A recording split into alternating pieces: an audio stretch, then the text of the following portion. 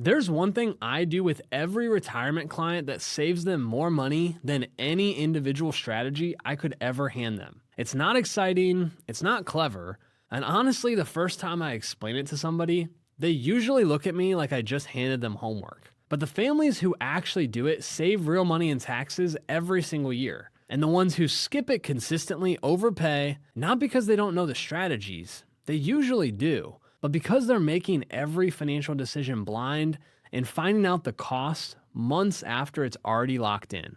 My name's Daniel Miller, and I help families steward their wealth with purpose and generosity. If you like content like this, consider liking this video and subscribe for more. So let's get into it. Here's the most boring, most valuable thing you could do for your retirement taxes. It takes about an hour once a year. And once you see how it works, you'll wonder why nobody told you about it sooner. Here's what actually happens with most people's taxes in retirement. Throughout the year, decisions get made one at a time. An IRA distribution in March because cash is needed, or some stock gets sold in June because an advisor rebalanced. Maybe your Social Security shows up every month like clockwork, or you could have a check that goes to church or your favorite charity in December. Every single one of those feels completely reasonable in isolation. And I agree, nothing about any of those decisions individually are that big of a deal. In fact, they're all pretty standard and healthy financially. But then April rolls around and taxes get filed. And almost every time there's a surprise. The bill is higher than expected, or the Medicare premium jumped and nobody knows why. Or more of the Social Security check turned out to be taxable than anyone realized. And the accountant explains what happened, which is nice, except by April it's useless information. The distribution already happened, the stock's already sold, the threshold is already crossed, and there's nothing you can undo. And that's not a strategy, that's an autopsy, examining what went wrong well after the damage was already done. And here's the part that surprises people. It's usually not a knowledge gap. Most of these folks have heard of Roth conversions. They know withdrawal order matters. They've read an article about Medicare surcharges somewhere. But knowing the strategy and being able to use it are two completely different skill sets. And you can't use any of them if you don't know where you're standing right now, today, this year. So here's the boring thing that fixes it. And fair warning, it's going to sound almost insultingly simple. The annual tax map. Every January, before a single financial decision gets made for the year, I sit down with clients and build one page. We call it the annual tax map.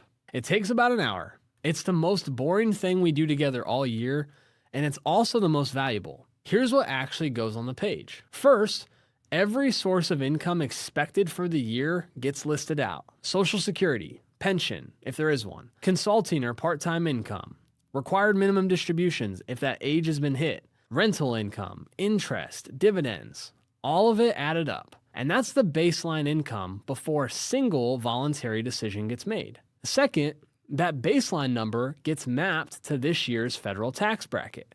Not last year's, this year's, because thresholds move annually. And third, the room between that baseline and the top of the current bracket gets calculated. This is the number that changes everything, because that room is what tells you how much you can actually do, convert, withdraw, sell, give before the next dollar costs more. Fourth, the real thresholds get marked on the page. Where Social Security shifts from up to 50% taxable to 85% taxable. Where Medicare premiums step up to the next IRMAA tier. Where the 0% long-term capital gains bracket runs out. Where's the net investment income surtax kicks in. These figures move with inflation adjustments and current law, so the exact numbers get pulled fresh each year rather than remembered from the last one. Fifth, the gap between where someone sits and the nearest threshold gets circled. And that gap is the planning space. It's the answer to almost every tax question that comes up over the next 12 months. And that's genuinely the whole thing. 5 inputs, 1 page, 1 hour in January, and suddenly there's a map for every financial decision for the rest of the year. Now let me show you what it actually looks like to use it, because this is where the savings start showing up.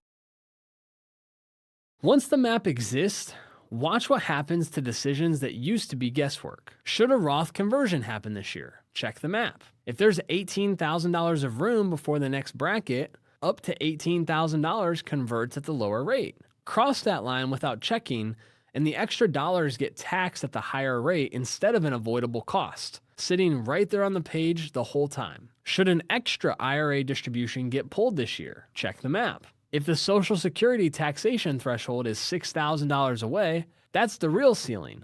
Pull $5,000, stay under it. Pull $10,000, and a chunk of Social Security that didn't need to be taxed just became taxable. Thinking about selling an appreciated investment? Let's check the map. Depending on where your total income lands, there may be room in the 0% long-term capital gains bracket, meaning the sale could genuinely owe zero federal tax on the gain. But if we sell in the wrong year without checking, and that same gain gets taxed at 15% for no reason other than bad timing. Planning a charitable gift? Check the map. For anyone 70 and a half or older, a qualified charitable distribution routed straight from an IRA can satisfy part of a required distribution without ever showing up as taxable income. If you write a check from the bank account instead, that opportunity is gone with nobody telling you it existed. Every one of these used to require a phone call, a guess, or crossed fingers. With the map built, the answer's already sitting on the page. If you want my team to build your annual tax map and walk you through exactly what it means for your decisions this year, we'd be honored. A lot of advisors don't offer this service at all, and they're going to want to manage your investments, and they still ignore things like this. If we manage investments, we include services like this. For those of you that want to manage your own investments, I also offer this service as part of a flat fee arrangement to help give the clarity you need while allowing you to keep your investments where you have them. If either of those are intriguing to you and you want to learn more, check out my website. I break things down there and we can go over it on a call if you're interested. The link to do so is below. Now let me show you what it actually costs people when this doesn't exist. I want to make this real, so here are two situations I've run into. Not hypotheticals pulled from a textbook, but actual patterns that show up constantly. The first one is a retired couple with a combined income around $91,000 between Social Security and required distributions. In October, they sell a rental property and it nets them a $40,000 gain. The total income for the year jumps to roughly $131,000. That gain does three things at once, none of which anyone flagged in advance. It pushes them over the line where 85% of Social Security becomes taxable instead of 50%. And that alone can run somewhere in the range of a couple $1,000s in additional tax. It crosses an IRMAA threshold, meaning Medicare Part B premiums step up a tier 2 years later. And for a married couple, that can add up to a few $1,000s more in healthcare costs down the road. And the capital gain itself. Instead of landing in the 0% bracket, it now gets taxed at 15% because the rest of their income already filled up that space. When you stack it all together, and one untracked decision can cost somewhere in the neighborhood of several $1,000s in additional taxes and future premiums. Obviously, the exact number depends on the household's specific numbers, but this is still an illustration of the mechanism. And had the map existed, splitting that sale across 2 years or timing it into a lower income year were both real options. They just weren't visible. The second one is a single retiree sitting in the 12% bracket with roughly $22,000 of room before crossing into the 22% bracket.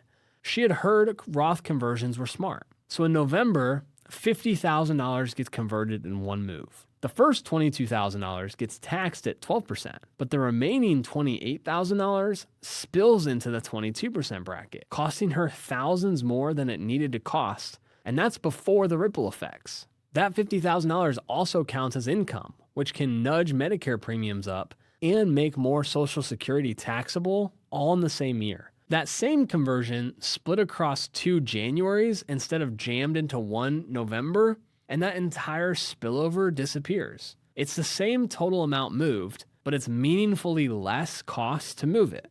And the map doesn't tell anyone what to do. It tells you how much you can do, and that distinction is the piece that almost everyone's missing.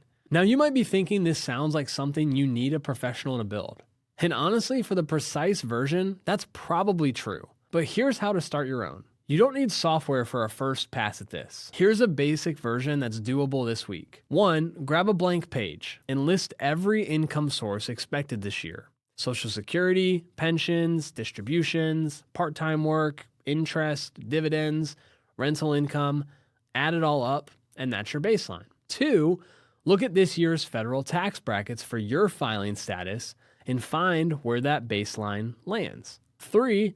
Calculate the gap between that baseline and the top of the current tax bracket. Write that number down, and that's the planning space for the year. 4. Look up the current IRMAA thresholds and mark where you sit relative to the nearest one. And 5.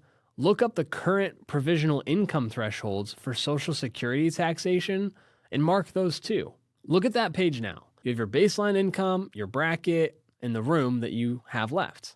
The thresholds that actually matter, and that's more tax visibility than most retirees ever build for themselves. Now, it won't be perfect, and a full version accounts for state taxes, capital gains brackets, the net investment income threshold, and the specifics of which accounts the money's actually sitting in. But even the rough version puts you miles ahead of flying blind. The worst version of this map still beats having no map at all. And here's the part that makes doing this worth it for the rest of retirement. The savings compound. If the map helps avoid a few $1,000s in unnecessary tax and premium increases in year 1, that's meaningful on its own. But this gets rebuilt every January for as long as retirement lasts. New income, new thresholds, new room, new decisions. If you run that same few $1,000 range over a 25-year retirement, and the cumulative direct tax savings can land well into 6 figures for some households. And the money that wasn't sent to the IRS stayed invested, which means it kept working the whole time too.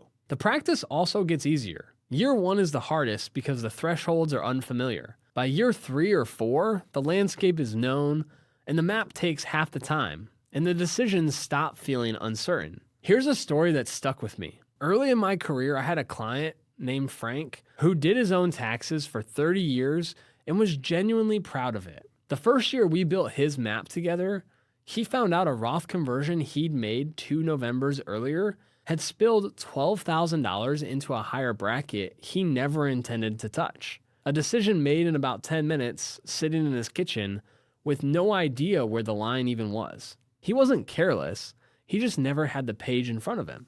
And that's really the whole difference between the families who build wealth efficiently and the ones who don't. It's rarely intelligence. It's whether someone's building this map for them every January, whether they think about it consciously or not. Nobody's posting their annual tax map on social media because it's not glamorous.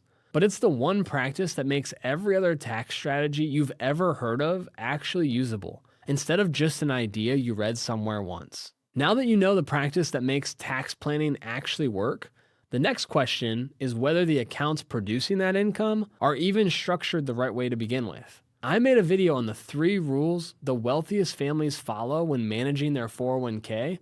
These are rules most people were never taught. And if you want your largest retirement account working as part of a coordinated system instead of on its own, that's the next one to watch. I'll see you there.